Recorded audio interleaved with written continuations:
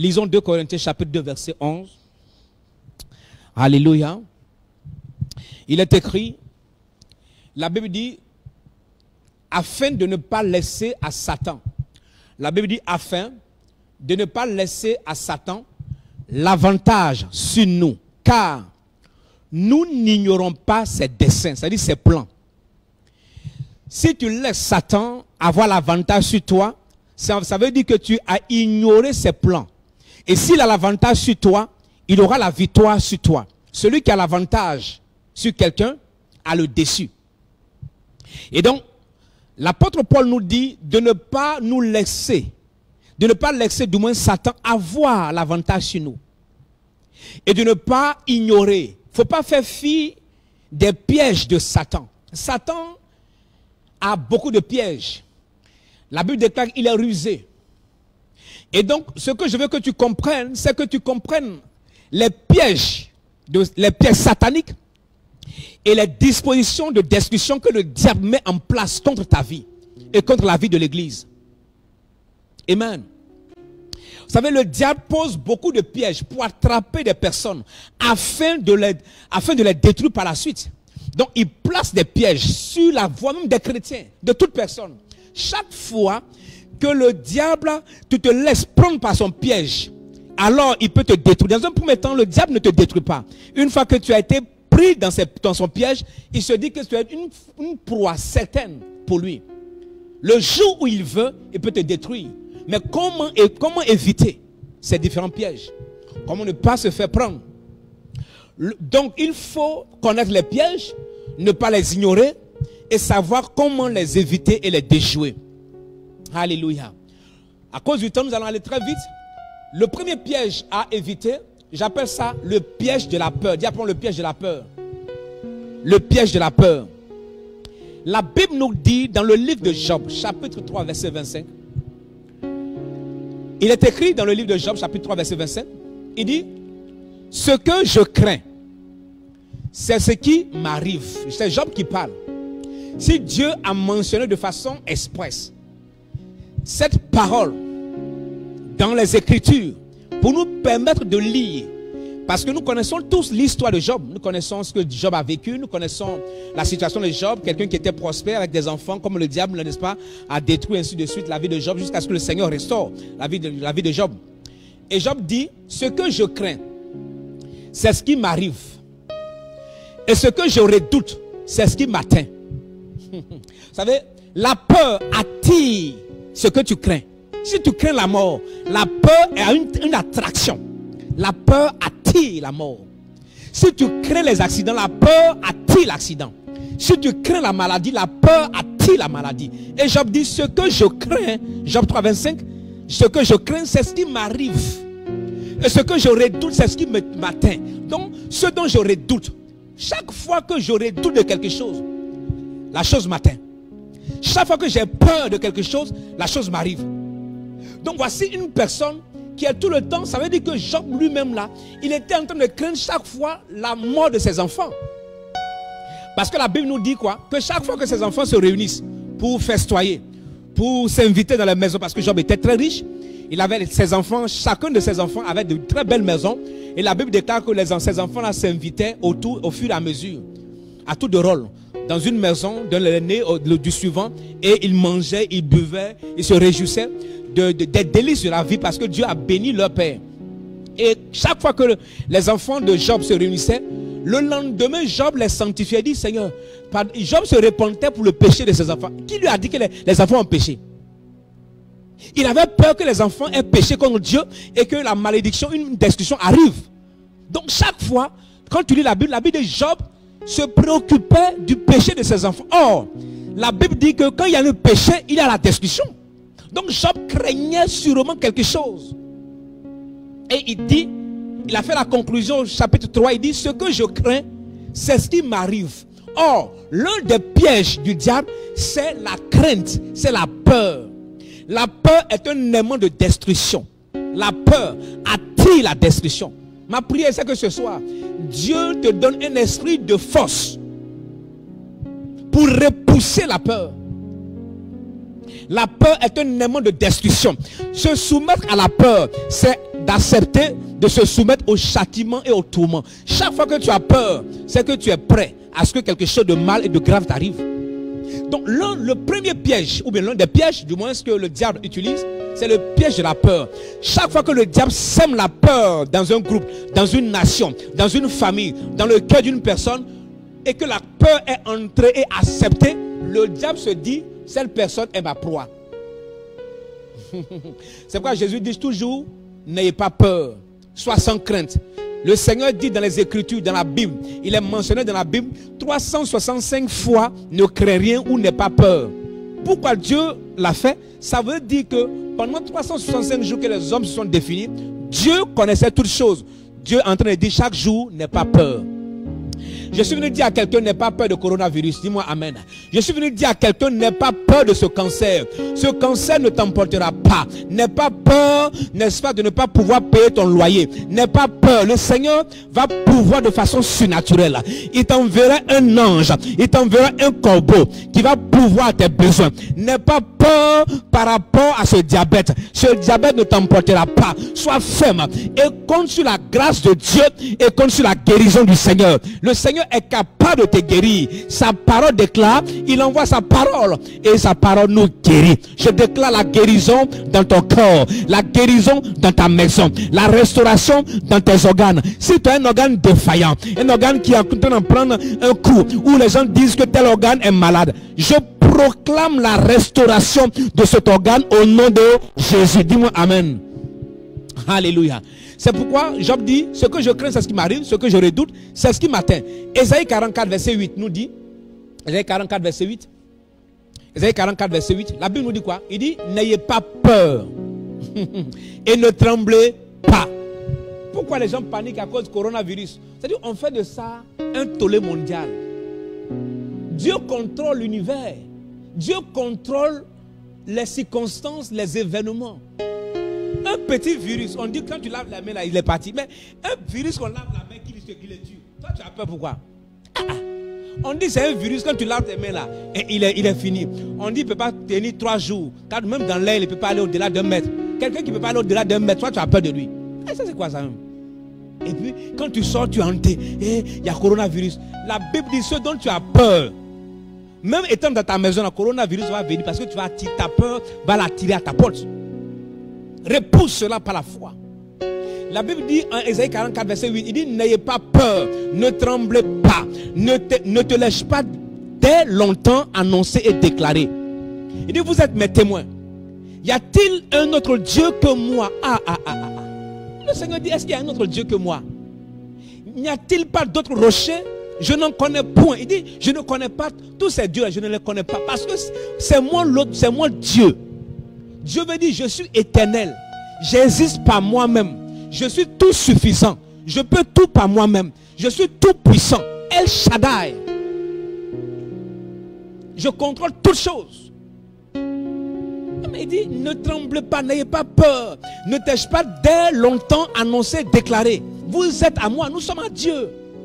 Il n'y a pas d'autre Dieu que lui. Ne te réfugie pas à un homme. Ne mets pas ta confiance. La Bible dit, maudit soit celui qui met sa confiance à un homme. Ne mets pas ta confiance. Mais tu connais une chose, celui qu'on appelle Steve Jobs, c'est ça? De Apple, non? Steve Jobs, ce gars-là, il était milliardaire, multimilliardaire. Il a l'argent pour payer tous les médicaments du cancer. Il est mort. Il a mis sa confiance dans les médicaments. Il est mort du cancer. Il y a des gens qui étaient pauvres, chrétiens, nés de nouveau, croyants en Dieu. Ils n'ont pas l'argent, ils ont été guéris du cancer. Mais quel est le problème? Lui, il avait l'argent. Fondateur de Apple. Il avait l'argent, milliardaire. Il a été tué par le cancer. Il a fait la chimio, il a fait toutes sortes de choses. Tous les médicaments qu'il veut. Il s'est acheté les meilleurs médicaments, les meilleurs médecins qu'il veut. Il s'est offert les meilleurs médecins. Il est mort de cancer. Il y a des gens, des chrétiens qui n'avaient même pas son argent, mais qui ont été guéris par la prière. Bannis la peur. Lisons Matthieu 14, verset 27 à 30. Matthieu 14, verset 27 à 30. Il était dit, Jésus leur dit aussitôt, rassurez-vous, c'est moi, n'ayez pas peur. Pierre lui dit, Seigneur, si c'est toi, ordonne que j'aille vers toi sur les eaux. savez, voici Jésus qui est en train de venir. La Bible déclare que Jésus, ils ont avait une grande croisade. Jésus leur a dit, allez à l'autre bord. Et Jésus est monté sur la montagne prier. Et vers 3 heures du matin, Jésus, sachant qu'il y avait un vent contraire, la Bible déclare qu'il a commencé à les rejoindre, mais en marchant sur l'eau. Et la Bible nous dit quoi? Ils ont commencé à dire, c'est un fantôme. Ils voient quelqu'un marcher, ils ont dit, la Bible, ils avaient peur, ils ont commencé à crier, c'est un fantôme, c'est un fantôme. Et Jésus dit, rassurez-vous, c'est moi, n'ayez pas peur. Et Pierre lui dit, Seigneur, si c'est toi, ordonne que j'aille vers toi, du moins sur les eaux. Et il dit, viens. Pierre sortit de la barque et marcha sur les eaux pour aller vers Jésus. Donc il a commencé à marcher. Il a commencé à marcher. Aussi longtemps qu'il n'a pas peur, il marchait. Aussi longtemps qu'il avait fixé les regards vers Jésus, il marchait. Aussi longtemps qu'il a cru à la parole du Seigneur, il marchait. Mais la Bible dit, voyant que le vent était fort, il eut peur. Donc la peur a commencé à faire enfoncer Pierre dans l'eau. C'est la peur, rien d'autre. Le vent était fort. À un moment donné, Pierre s'est dit, mais ce n'est pas normal que je marche sur l'eau. C'est que je dois m'enfoncer. Il a peur de s'enfoncer. Dès qu'il a eu peur, la chose s'est accomplie et s'est réalisée immédiatement. Heureusement que Jésus était proche de lui. Jésus l'a attrapé. Alléluia. Donc, je suis en train de te dire, se soumettre à la peur, c'est d'accepter de se soumettre au châtiment, au tourment. Faire grandir votre foi, c'est tuer, détruire la peur. C'est pourquoi il faut faire grandir ta foi. On fait grandir la foi par les Écritures. Chaque fois que je lis la Bible et je crois à la parole, j'applique la parole, je crois ce que Dieu a dit, ma foi grandit. Lorsque ta foi grandit, la peur meurt en toi. Ceux qui paniquent, c'est ceux qui n'ont aucune parole dans leur cœur. Ils n'ont aucune parole. Tu peux m'arracher ma Bible, mais la parole que j'ai enregistrée dans mon cœur va sortir. Lorsque cette parole sort, elle me donne la foi. Ce message-là, c'est un message que j'ai prêché en 2018. Je te dis la vérité. Et tout à l'heure, j'étais au bureau. Quand j'ai prié, j'ai cherché le message de ce soir. J'étais en train de préparer. Et puis je me sentais fatigué. Je me suis assoupi un peu. Le Saint-Esprit m'a dit, prends le message sur les pièges de l'ennemi. Et je me suis levé. J'ai fouillé dans ma tablette. J'ai retrouvé. Ça veut dire que le Seigneur est en train de te dire à quelqu'un, voici ce qu'il ne faut pas faire. Ne donne pas accès au diable. N'aie pas peur. Deuxième piège. À cause du temps, deuxième piège. Deuxième piège, c'est le piège de la dépression. La dépression. Vous savez, la dépression, c'est l'affaiblissement de l'énergie morale ou physique, soit d'un malade ou d'une personne. Chaque fois que... C'est les gens qui dépriment à tout moment. Ces personnes dépriment à tout moment.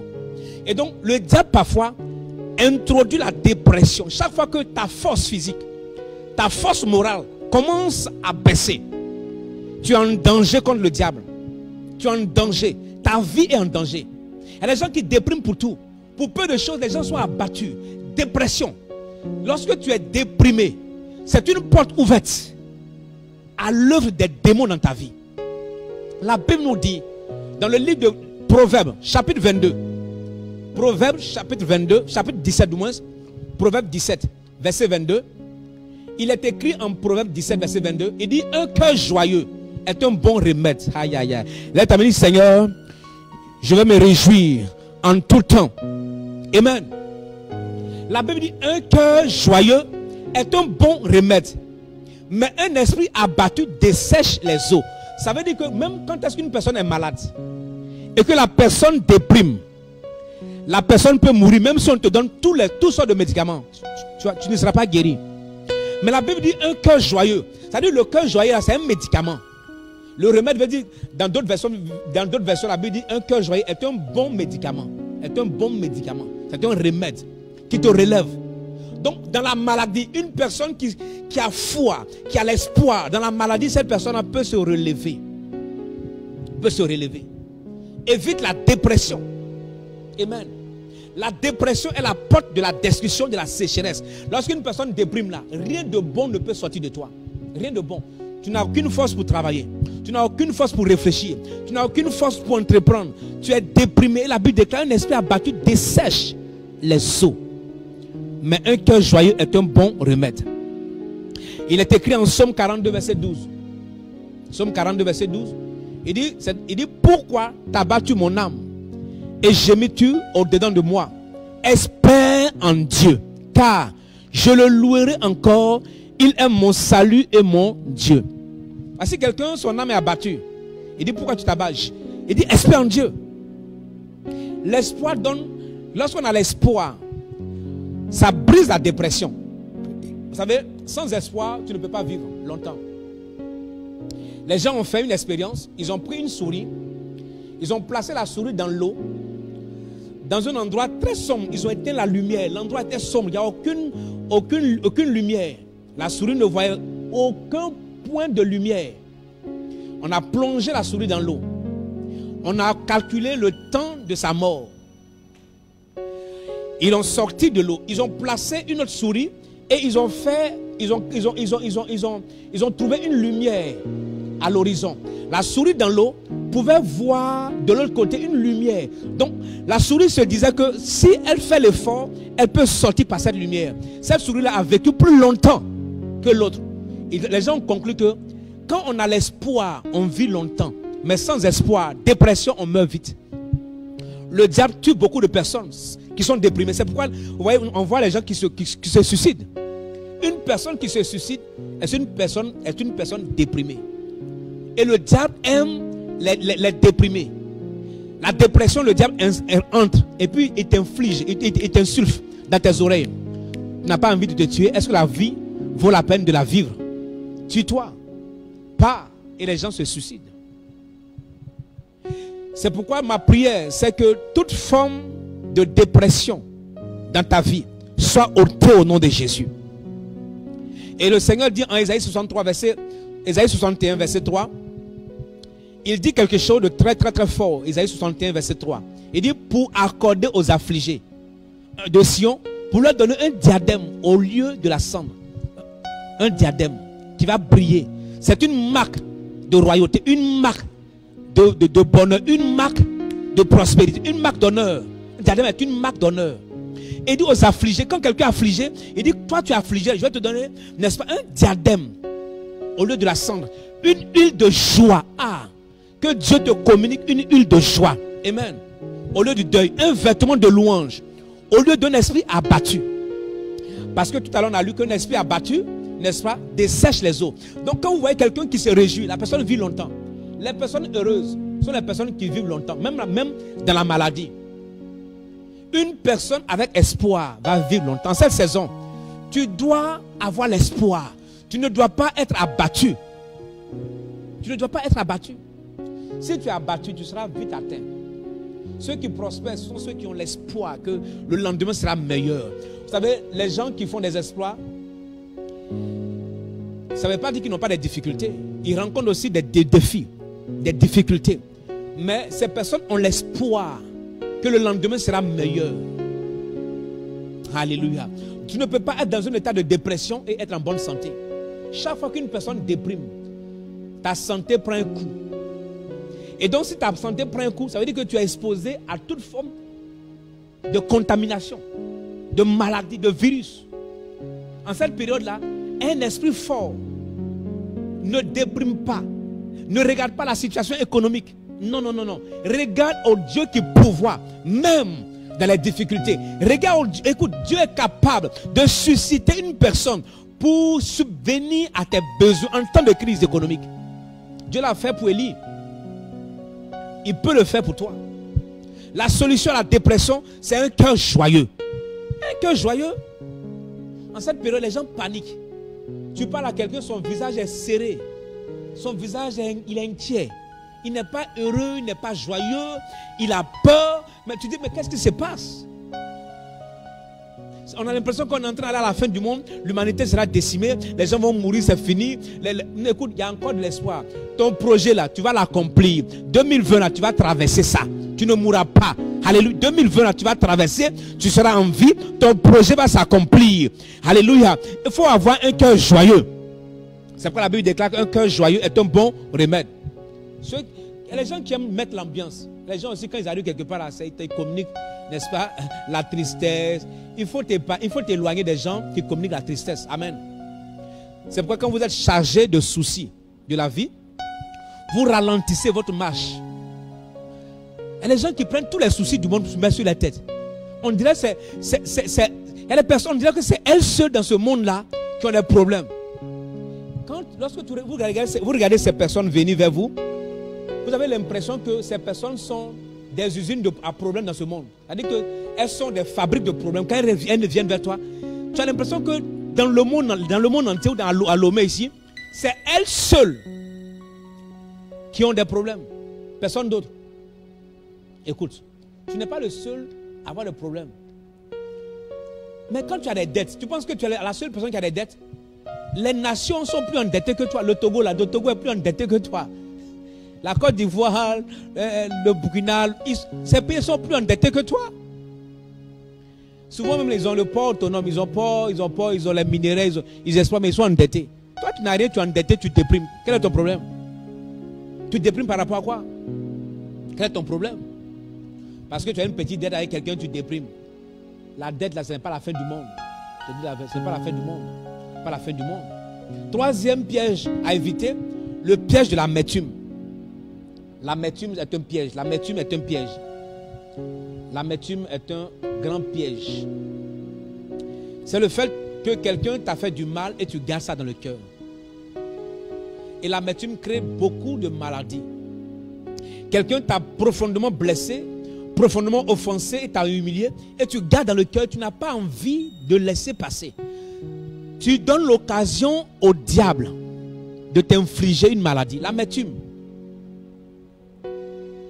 n'est pas une bonne chose. La Bible dit, lisons un texte en Matthieu 18, verset 23 à 35, c'est un peu long.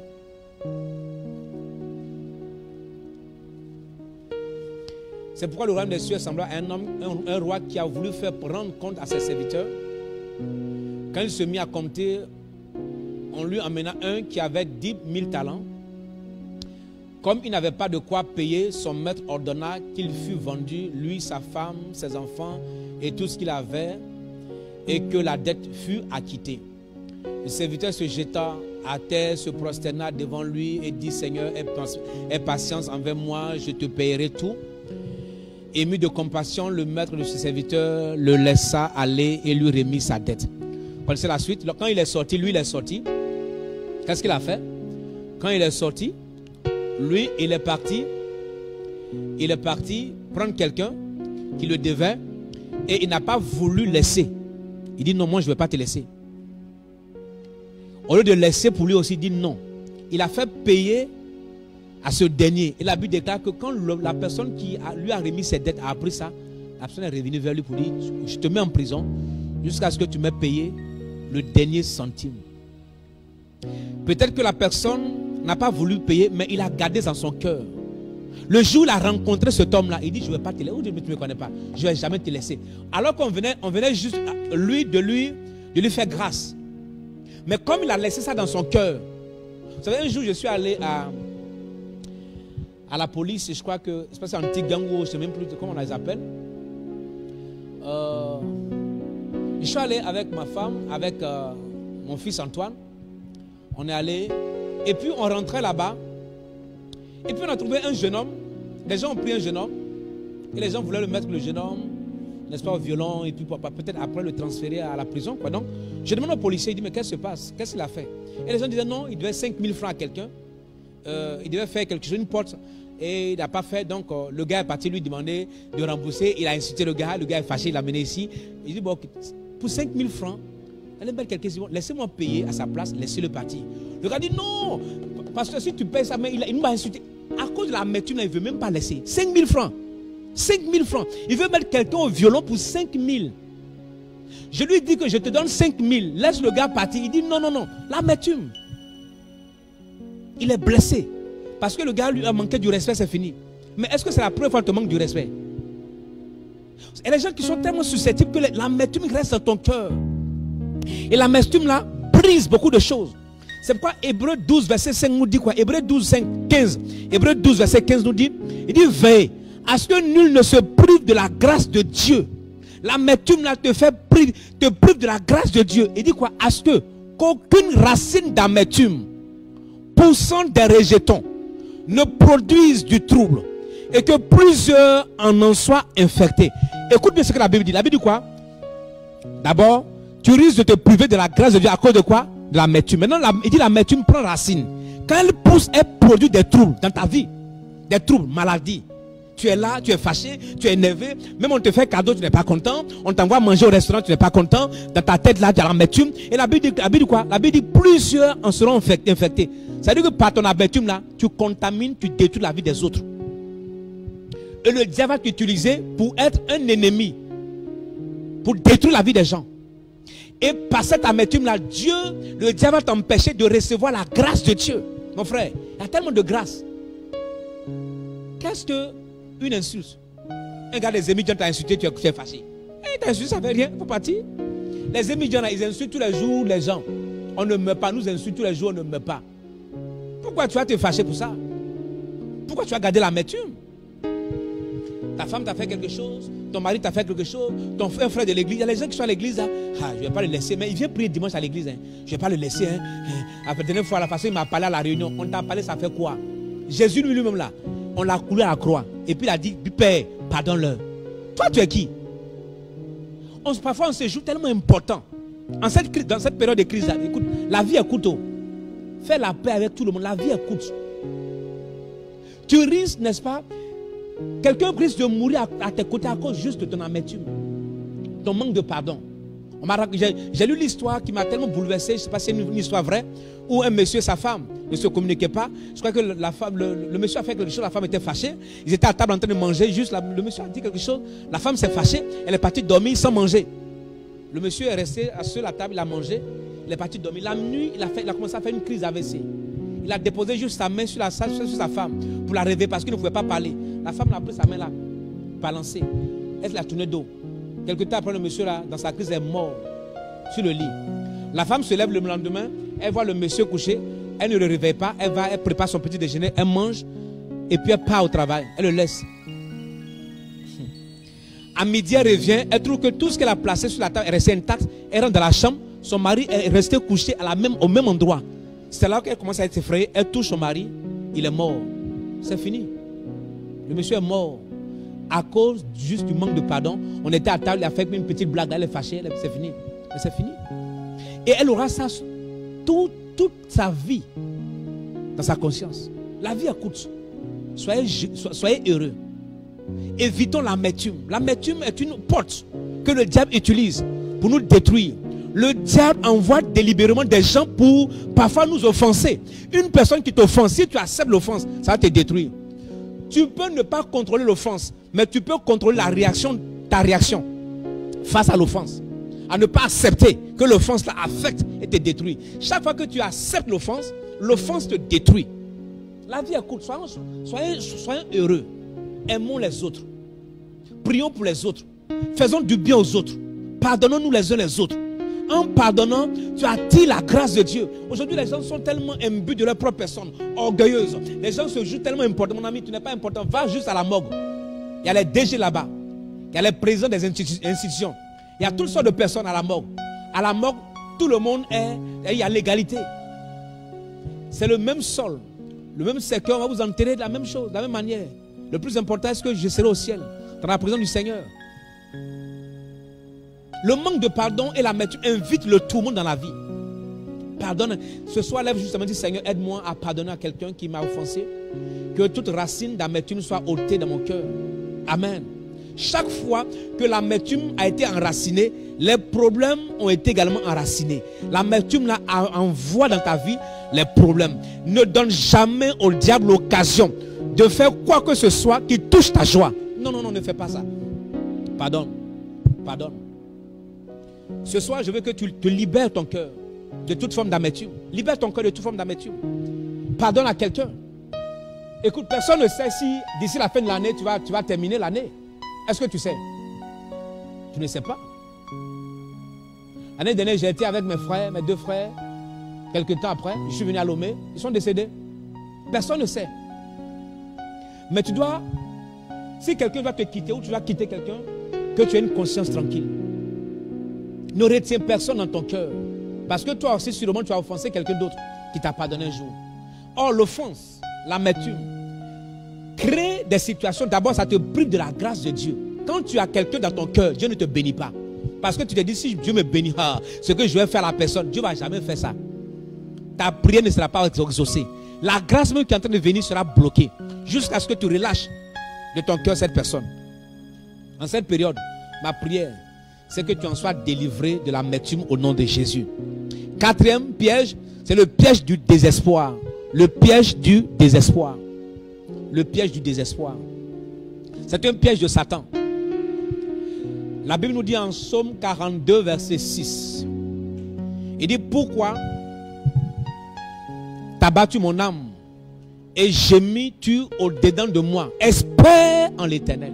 Espère en l'Éternel. Car je le louerai encore. Il est mon salut et mon Dieu. Il dit, espère en l'Éternel. Vous savez, le désespoir. Chaque fois qu'il n'y a pas d'espoir, il n'y a pas d'aide. Le désespoir détruit la destinée. Vous devez être rempli d'espérance, rempli d'espoir, rempli de foi. Et vous devez vous dire que demain sera meilleur qu'aujourd'hui. Tu dois déclarer que mon lendemain sera meilleur. Et quelqu'un ce soir peut déclarer, mon lendemain sera meilleur. J'ai de l'espoir en Christ. Demain sera meilleur. Déclare que demain sera meilleur. Je crois et je crois. Amen.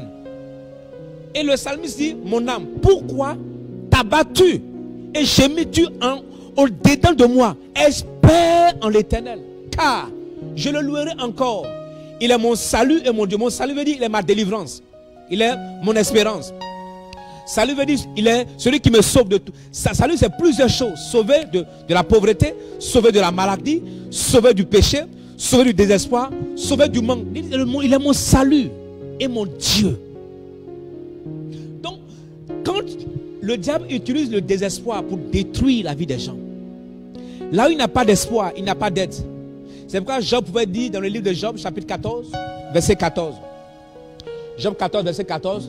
Il dit, si l'homme, une fois mort, pouvait revivre, j'aurais de l'espoir tout le temps. Et de mes souffrances. Il dit, si l'homme, une fois mort, pouvait revivre, il dit, j'aurais de l'espoir. Ça veut dire que quand l'homme meurt, il n'y a pas d'espoir. Mais Job dit, si il pouvait revivre, chaque fois que l'homme vit, il y a de l'espoir quand tu vis. Donc ta vie doit être remplie d'espoir. Chaque jour, tu dois te dire, demain, je crois que je vais rencontrer la plus belle chose de ma vie.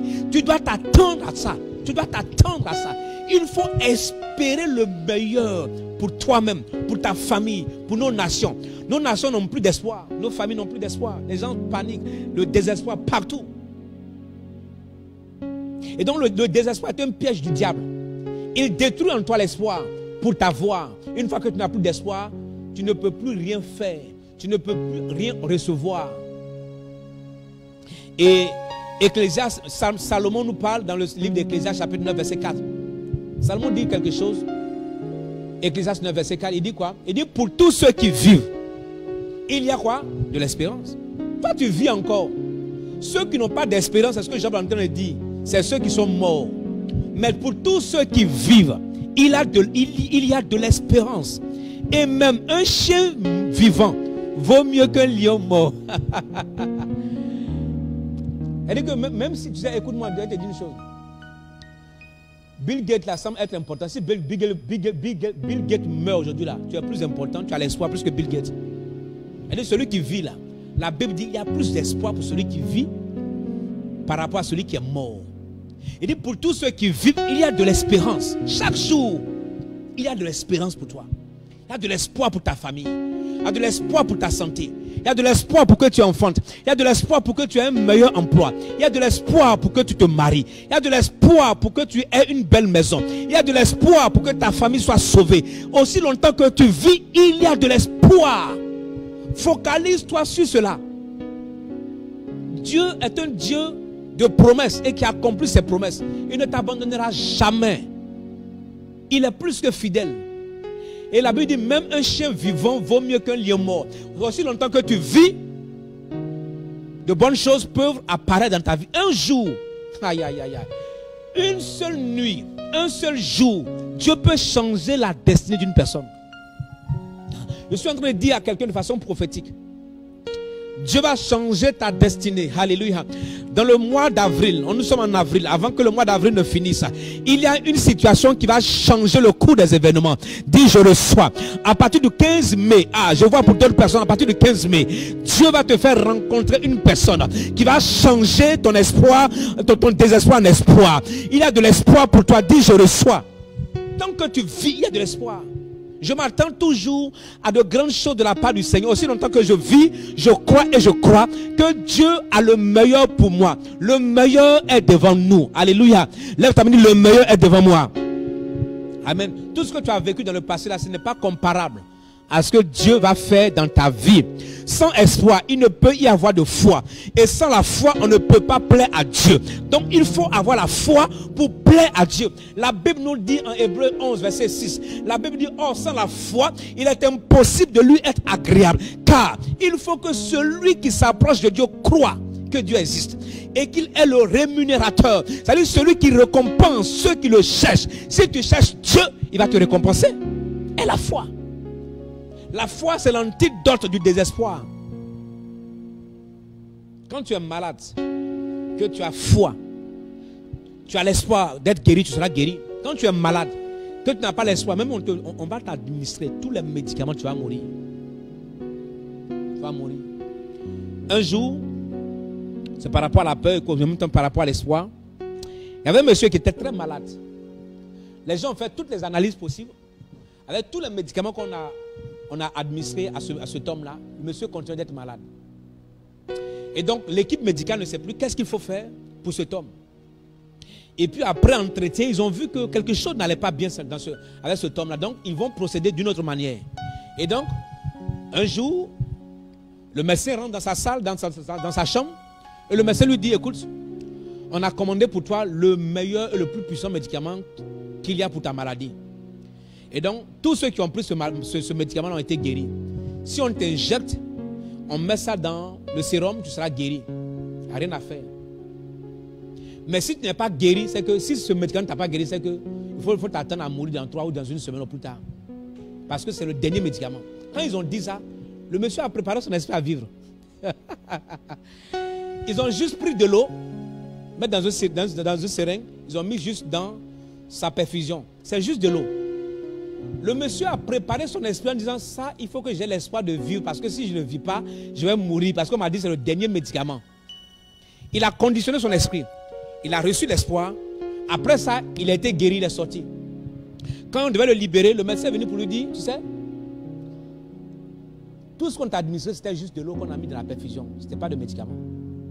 Parce qu'on a su qu'il y avait un problème dans ta tête. Il faut qu'on te dégage. C'est là que les gens ont compris que le gars là, c'est quand il y a l'espoir, quelqu'un se réveille. Et donc quand tu n'as pas d'espoir, tu vas mourir. Et le diable va utiliser le désespoir pour détruire ta destinée. Je refuse que ta destinée soit détruite au nom de Jésus. Alléluia.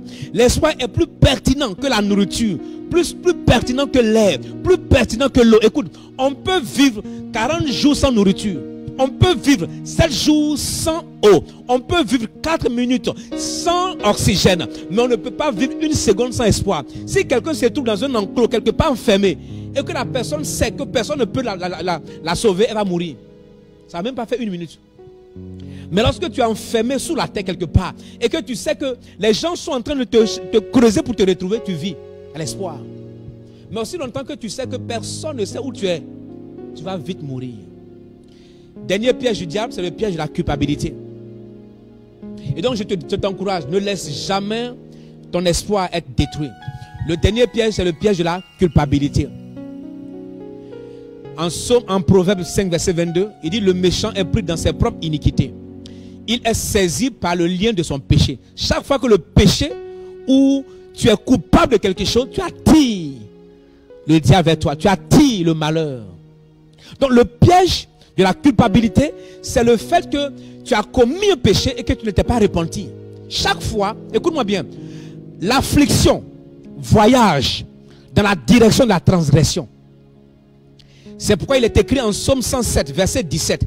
Il dit, les insensés, par leur conduite coupable et par leur iniquité, s'étaient rendus malheureux.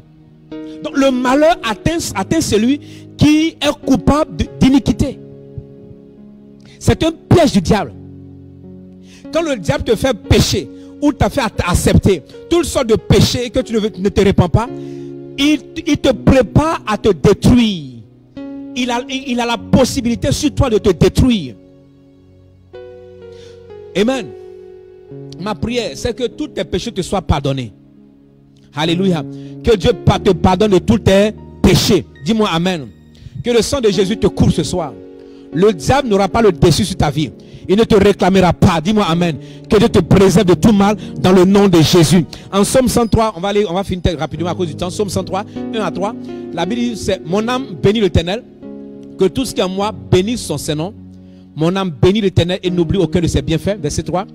C'est lui qui pardonne toutes tes iniquités. Donc quand Dieu pardonne tes iniquités, il dit quoi? Il guérit toutes tes maladies. Et quand Dieu ne te pardonne pas tes iniquités, tes maladies ne sont pas guéries, tes problèmes ne sont pas résolus. Et donc le diable utilise parfois, n'est-ce pas, la transgression ou le piège de la culpabilité pour nous infliger des problèmes. Les problèmes, les maladies, les difficultés prennent généralement la direction de là où le péché abonde. Chaque fois que le péché se manifeste dans la vie d'une personne, ça conduit les problèmes. Le diable se dirige, il détruit, il renverse. En cette période-là, fais très attention dans ta vie. Permets à Dieu de te préserver contre les ruses du diable. Et le Seigneur dit dans le livre de Jacques chapitre 5 verset 16, nous allons terminer, il dit, confessez donc vos péchés les uns aux autres et priez les uns pour les autres afin que vous soyez guéris, car la prière fervente du juste a une grande efficacité. Bien-aimé dans le Seigneur, voici la pensée du Seigneur pour ce soir, l'étude que je voulais faire avec toi, comment éviter les pièges de l'ennemi contre nos vies. Le Seigneur disait dans le livre de 2 Corinthiens 2:11, afin de ne pas laisser à Satan l'avantage sur nous, car nous n'ignorons pas ses desseins. Premier piège, c'est la peur. Éviter le piège de la peur. Deuxième, éviter le piège de la dépression. Troisième piège que le diable utilise pour nous atteindre, le piège de l'amertume. Quatrième piège, le piège du désespoir. Et le dernier ce soir, c'est le piège de la culpabilité.